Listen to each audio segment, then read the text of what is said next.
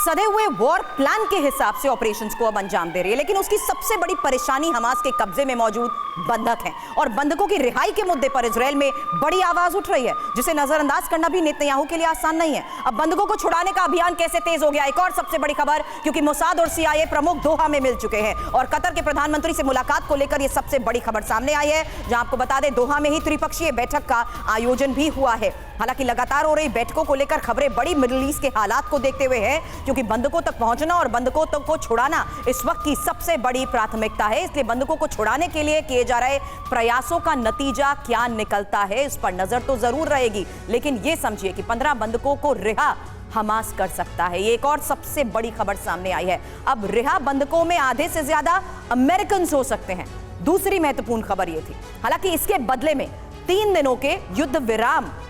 को लेकर खबर यह है कि यह एक तरीके से पॉज होगा, वॉर हॉल्ट होगा, जिसे इजराइल को करना होगा और गाजा में मानवीय मदद पहुंचाने के लिए भी यह हॉल्ट जरूरी है। हालांकि इजराइल यह कह चुका है कि जब तक बंधक नहीं छोड़े जाते तब तक युद्ध विराम नहीं होगा।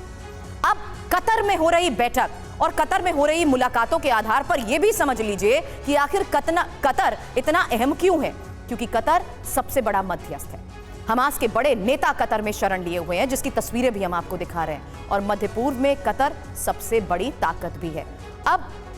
मध्य पूर्व में कतर अहम है, ये बात तो आपने सुनी, लेकिन क्यों, इसकी वजह भी अब आप जान लीजिए। इंफॉर्मेशन वॉल का रुख करते हुए आपको यह बता देती हूं, कतर को देखते हुए जहां पर पश्चिम से इसके अच्छे संबंध है, और इंपॉर्टेंट यह भी है कि कतर में मध्यस्थता को लेकर यह सबसे बड़ी खबर सामने आ रही है कि किस तरीके से युद्ध के इस हालात के बीच में कतर में बैठक हो रही है। दूसरी इंपॉर्टेंट बात, प्लीज अगली स्लाइड पर आइए, क्योंकि अरब की आर्थिक ताकत को देखते हुए कतर बहुत ज्यादा इंपॉर्टेंट हो जाता है। तीसरी स्लाइड पर आइए, जहां पर यह देखना जरूरी है कि किस तरीके से गैस का यह सबसे बड़ा भंडार भी कतर में है और अरब के कई झगड़ों में इसकी जो मध्यस्थता रही है, उसी के तहत मैं आगे एक बार फिर से इस इंफॉर्मेशन वॉल का रुख करूंगी, क्योंकि कतर इंपॉर्टेंट हो जाता है, जो मीडिएटर के तौर पर मध्य पूर्व में,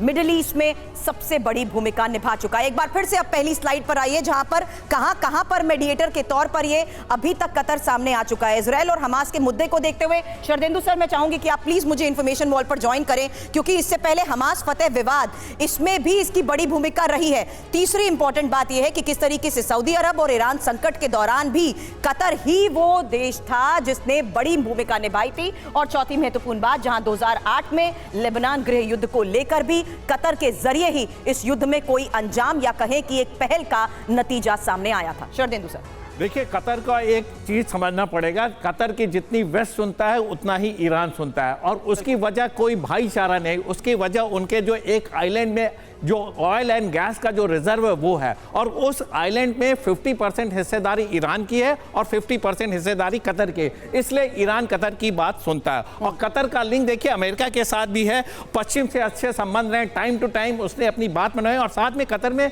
मिलिट्री बेस भी है अमेरिका का। तो इस सारी चीजों को अगर मद्देनजर रखें तो ये दोनों पक्षों में इक्वल से रखता है। अरब वर्ल्ड में एक अपनी पहुंच रखता है, जिसकी सऊदी अरेबिया सुनता है, ईरान सुनता है, इराक सुनता है, अमेरिका सुनता है, और साथ में देखिए वेस्ट भी सुन रहा है। तो इसीलिए सारे देखिए राजनयिक लोग कतर में इकट्ठे हो रहे हैं और बंधकों को छुड़ाने का एक प्रयास कर रहे हैं, और काफी हद तक उसमें एक एग्रीमेंट होता सा दिख रहा है, जिसके तहत ये बात हुई कि 15 बंधकों को शायद अगले कुछ दिनों में छोड़ा जाए, जिसके लिए कंडीशन रखी गई है कि 3 दिन का लॉजिस्टिक ह्यूमैनिटेरियन पॉज करना पड़ेगा। बिल्कुल, लेकिन ऐसा क्या होगा, इसी पर सबकी नजर है, क्योंकि जिस तरीके से हमास ने 7 अक्टूबर को हमले को अंजाम दिया है, उसको देखते हुए लगातार तस्वीरें भी सामने आ रही है, और हमास ने 7 अक्टूबर को जिन लोगों को बंधक बनाया उसमें अमेरिकी नागरिक भी हैं। इसलिए अमेरिका खुद बंधकों की रिहाई प्लान में पूरी मुस्तैदी से जुटा हुआ है।